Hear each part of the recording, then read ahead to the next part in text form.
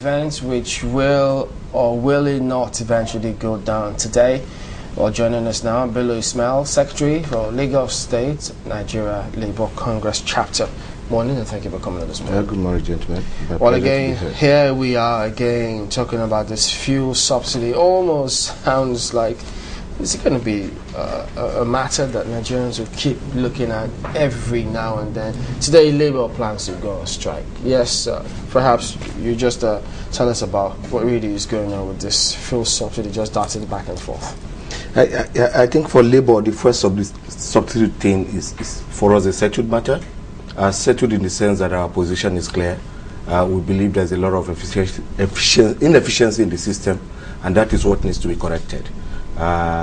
We do not believe that the government should inflict more pain on Nigerians given the quality of life what reason that we did have they give for wanting to remove the subsidy that you link to inefficiency in the system?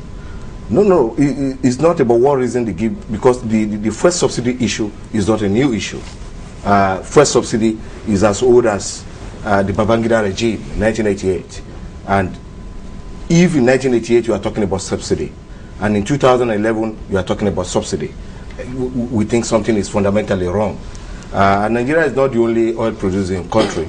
There are several oil producing countries, and we are the only one still talking about subsidy. When others are selling, are producing fuel, they do a lot of value addition, and they sell at reasonable prices to their citizens. One of the things that Labour and indeed Nigerians have talked about, have complained about government, is the high cost of government, right? Yeah. And now the government says we need to cut down on expenditure. And one of the things we need to do to cut down expenditure is to cut down fuel subsidy. And you're still arguing against it?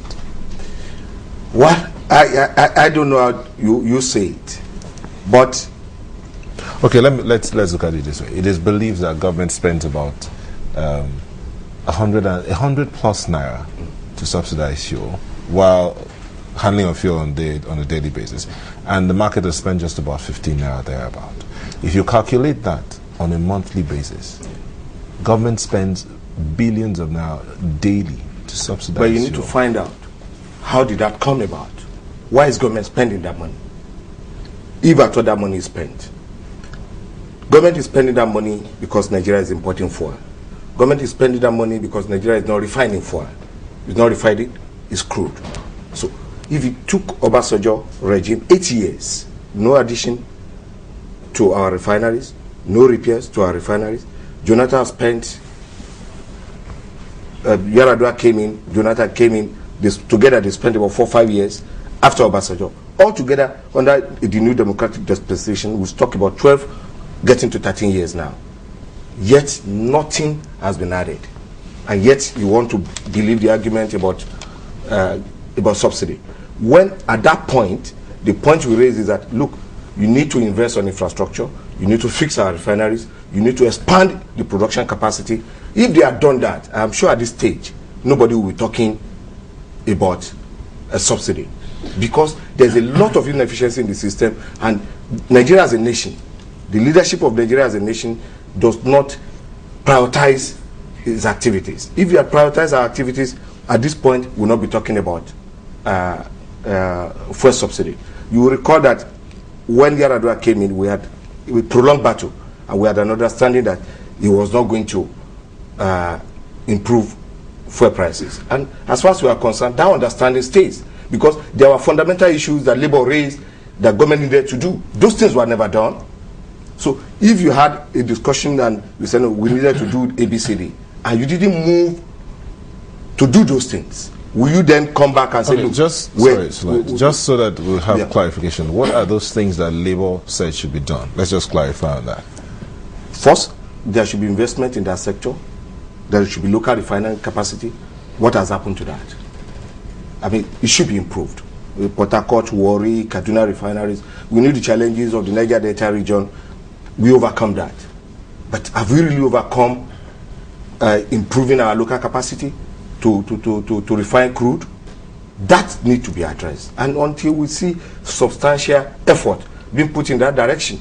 People can't talk about fuel subsidy because those subsidies have a reason, if at all there's any subsidy, because certain things were not done, because of inefficiencies in the system.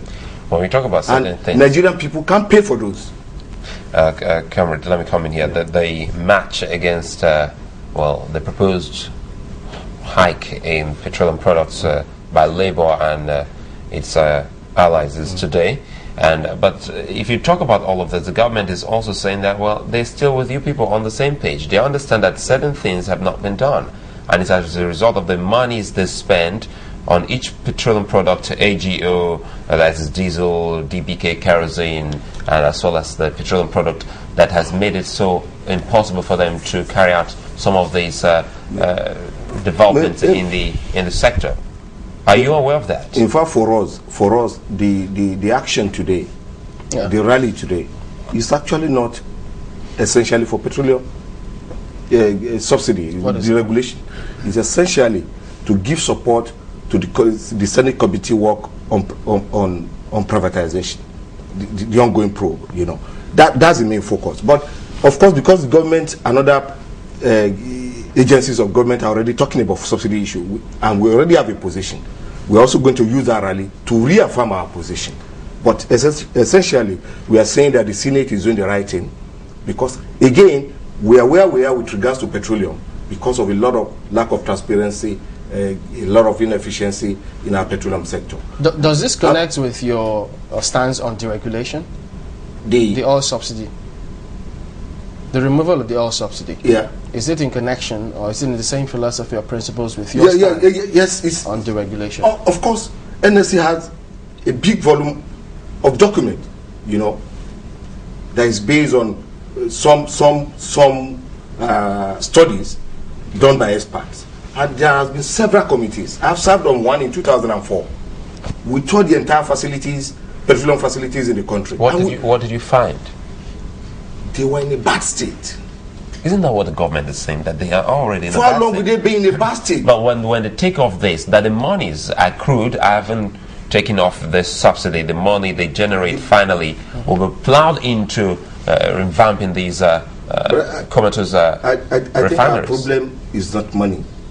Our problem is about how we use money. Oh, really? Yeah, it's not about money.